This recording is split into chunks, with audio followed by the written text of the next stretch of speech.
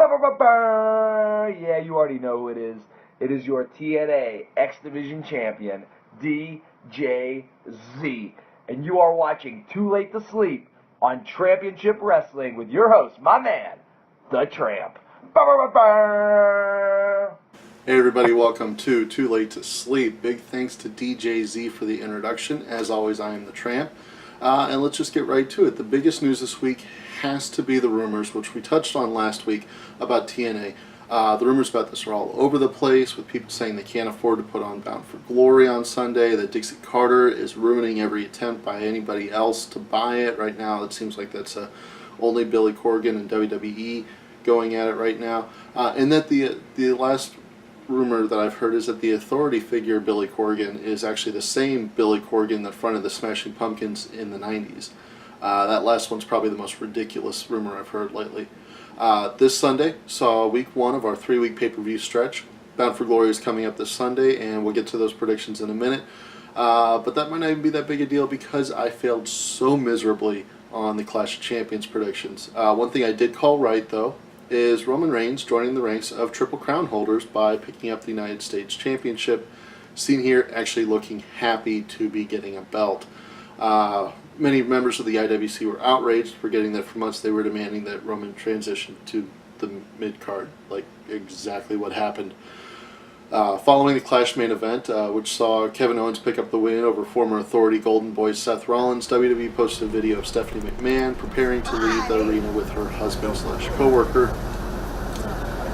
And I guess that's a hint that those two are in cahoots to screw over Seth Rollins, but there's literally nothing sinister about a woman leaving the arena with her husband/co-worker.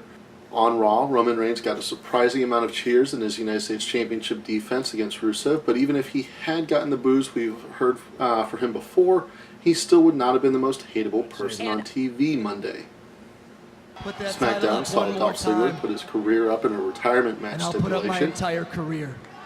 These are high stakes indeed, as if he loses, he'll never again be teased as a main event threat, only to be immediately shifted back to the mid-card the next month.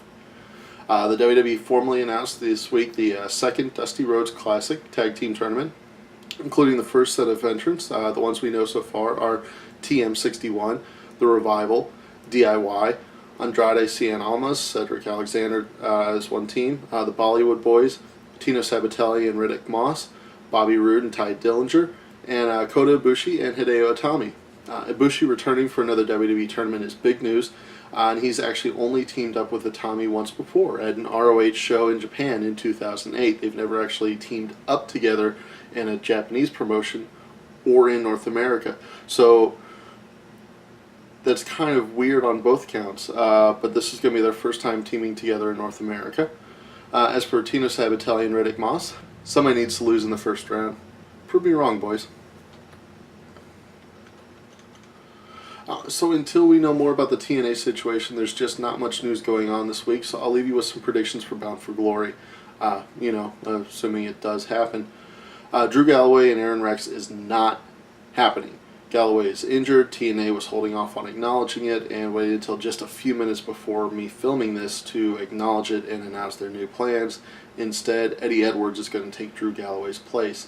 This can go a few ways. Edwards winning the belt wasn't the original plan, obviously, but it's possible that Rex winning wasn't either. So Rex could win this, giving Edwards 2 title matches on 2 consecutive shows that he comes up short in, since he failed to get the X Division Championship against DJZ on Thursday. And that could lead to a story for him. We've seen that before with other people just failing to win the big one.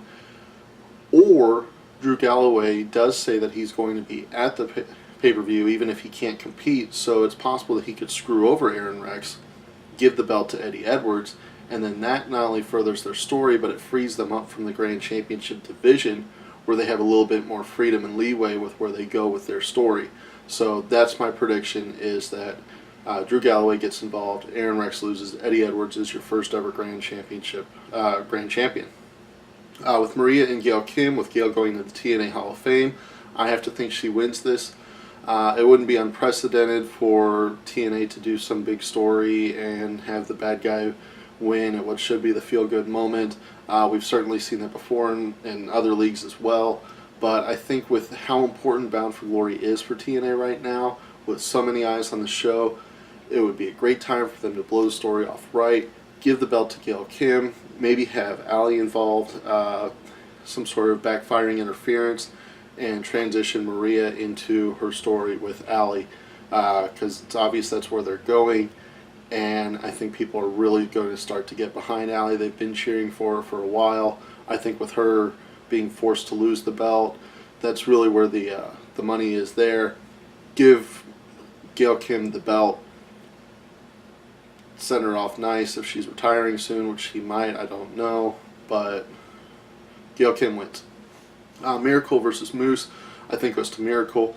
I don't think a loss hurts Moose that much, especially if it's a dirty loss, and I think a win gives Miracle a boost that he really can use, especially if he's going to be a main event threat in the near future. I think Moose is going to work a little bit better just below the main event.